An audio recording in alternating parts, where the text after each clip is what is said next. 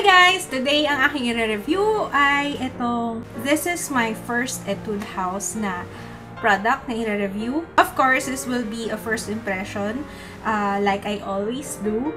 This is the Perfect Blur Face Kit from Etude House. Special gift set kasi may kasama siyang brush and sponge. And I got this from ABC Online Kikay Shop.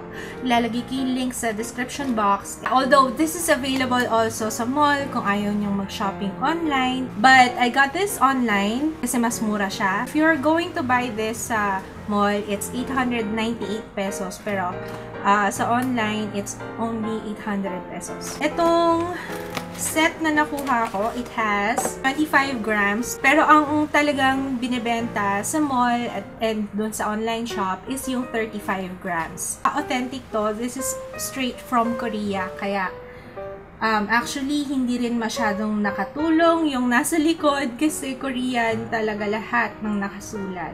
Except dun sa baba. Nandun lang yung directions. Let's start. Ito yung itsura niya. Meron siyang pump. Let's see kung okay yung kanyang consistency. Parang color din siya ng foundation. Ina-expect ko kasi white or clear. First, papakita ko muna sa inyo yung aking bare face. As you can see, marami akong enlarged pores. So, it claims to smoothen, to minimize pores, and to tone, and to give radiant glow sa skin. So, let's see if okay siya para sa aking visible pores. And tingnan din natin kung as a primer, kung makakatulong siya na mapatagal yung aking foundation. So, sabi dito sa direction, using the brush, smooth over Beauty Shot face blur evenly, then tab with the sponge to finish. Actually, pwedeng finger na lang gamitin pero I'll use it as directed.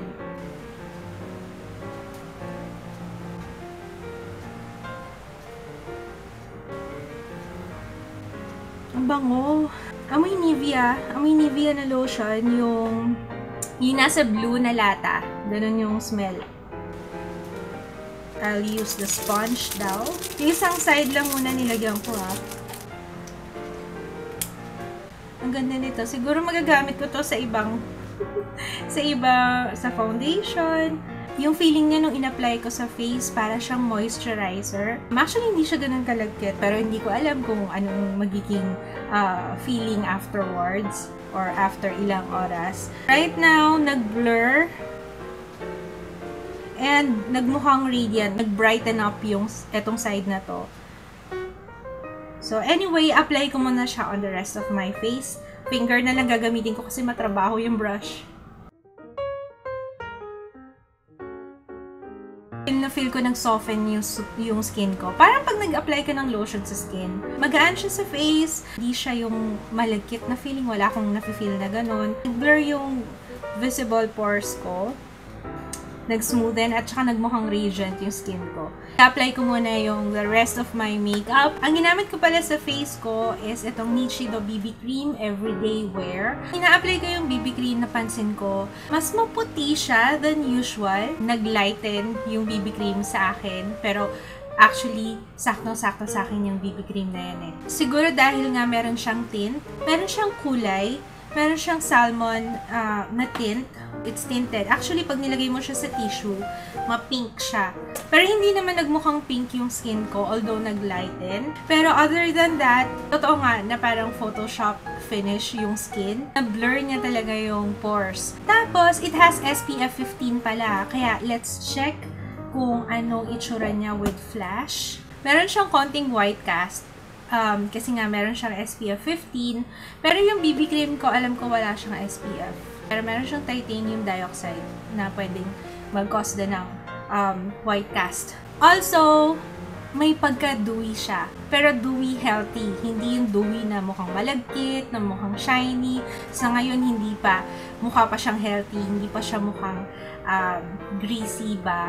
Dahil nga pala napansin ko dewy siya, ang ginamit kong setting powder is itong L'Oreal Paris Matte Magic All-in-One. This is a mattifying powder. 8:08 AM and yeah, babalik ako mamaya. It's now 4:46 p.m.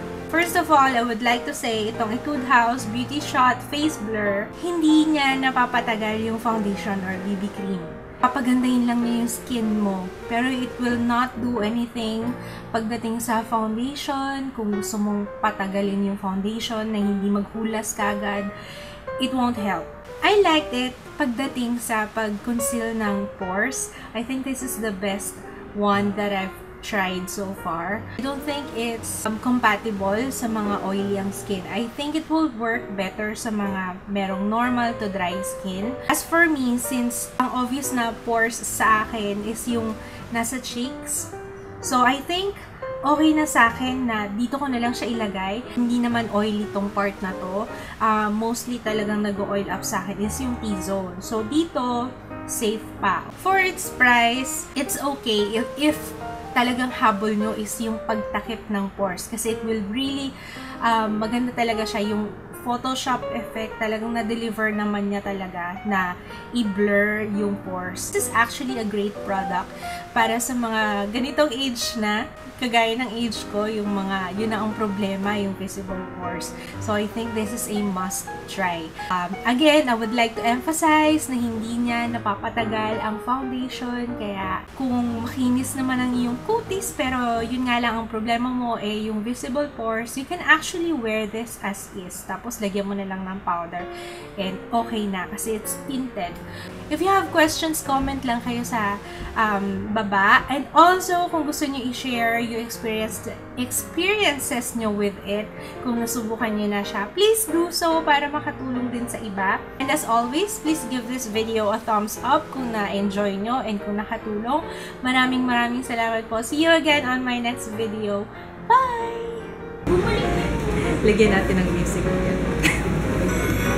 Yeah!